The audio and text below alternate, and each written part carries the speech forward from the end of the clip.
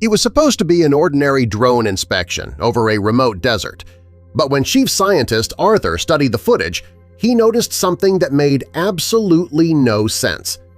A ship. A massive ship sitting in the middle of the desert, hundreds of miles from the nearest ocean. Arthur and his research team immediately traveled to the site, but none of them knew that what they were about to discover inside that abandoned vessel would haunt them long after they left. Before we begin, make sure you smash the like button, subscribe to the channel, and click the notification bell for more amazing videos. From the outside, the ship looked ancient. Its metal surface was covered in rust, and parts of the structure had been swallowed by sand. Arthur climbed aboard and immediately felt a chill move through his body. A ship in the desert was already strange enough, but the moment he entered the interior, he realized something was deeply wrong. The hallways were silent. Almost every door was locked. Some had been sealed with metal bars, as though someone had desperately tried to keep whatever was inside from escaping. Arthur continued deeper into the vessel until he reached one door that was different from all the others. It was blocked with thick steel pipes. A large warning sign had been fixed to the front. On it was the image of a skull and the words, "Do not enter. Extreme danger." Arthur stared at it. As a scientist, he knew he should remain cautious.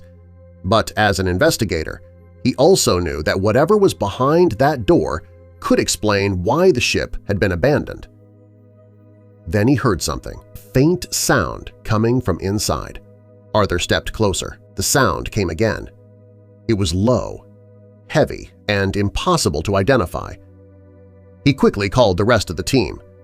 When they arrived, several researchers admitted that they had also noticed strange things aboard the ship. Some claimed they had heard footsteps in empty corridors. Others said they had seen doors moving even though there was no wind.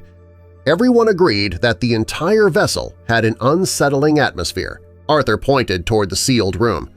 "There's something behind that door," he said. Before anyone could respond, a loud crash came from inside. The entire team stepped back. Arthur remained where he was. For a moment, he wondered whether someone might be trapped inside. It seemed impossible.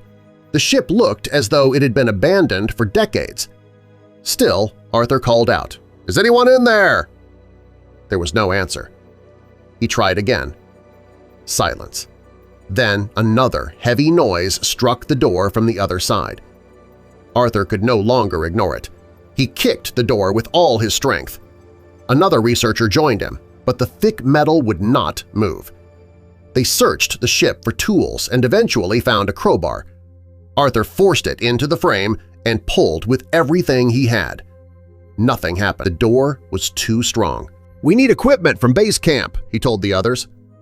Before leaving, the team marked the hallways so they could find the room quickly when they returned. During the helicopter flight back, everyone debated what could be behind the door. Some thought it might be an injured person. Others believed it could be an animal that had somehow survived aboard the ship. Arthur said little. He couldn't stop thinking about the sound. Back at camp, they gathered power saws, drills, and heavy cutting equipment.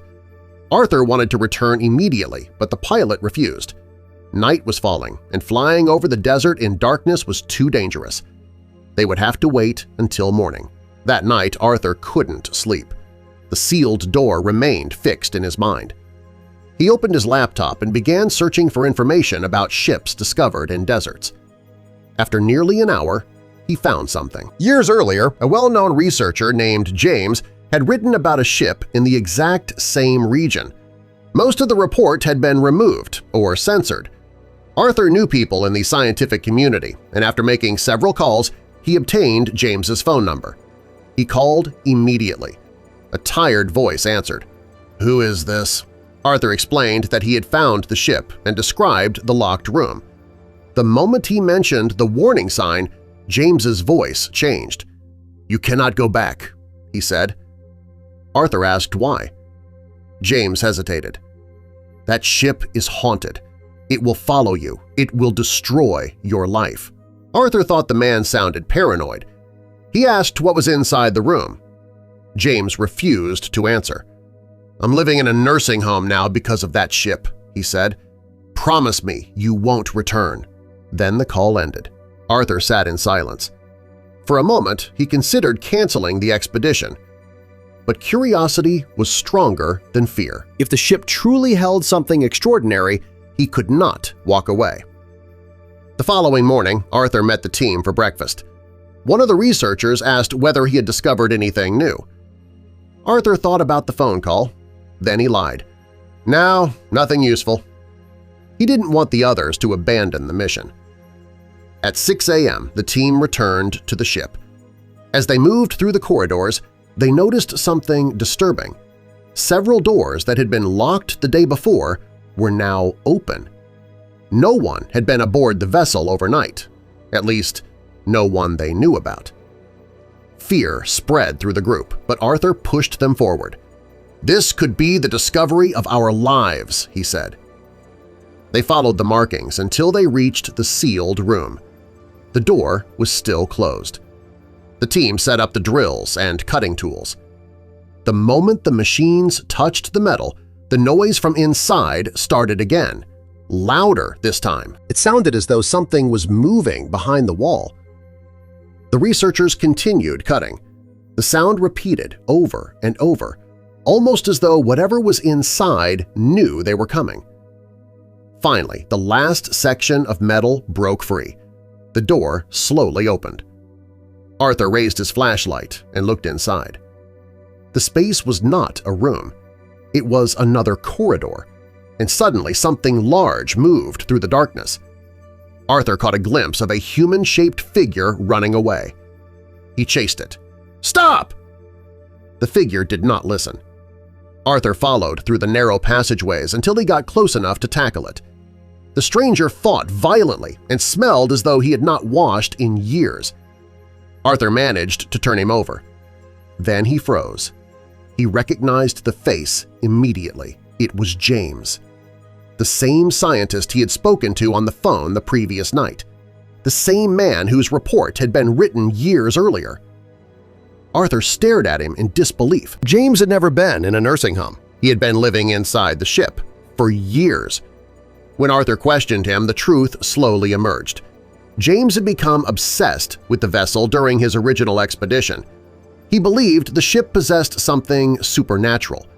Instead of returning to civilization, he had remained hidden inside its sealed corridors.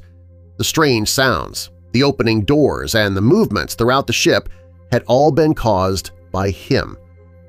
James begged Arthur not to reveal his location. He wanted to remain aboard the vessel and disappear from the world forever. Arthur tried to convince him to return.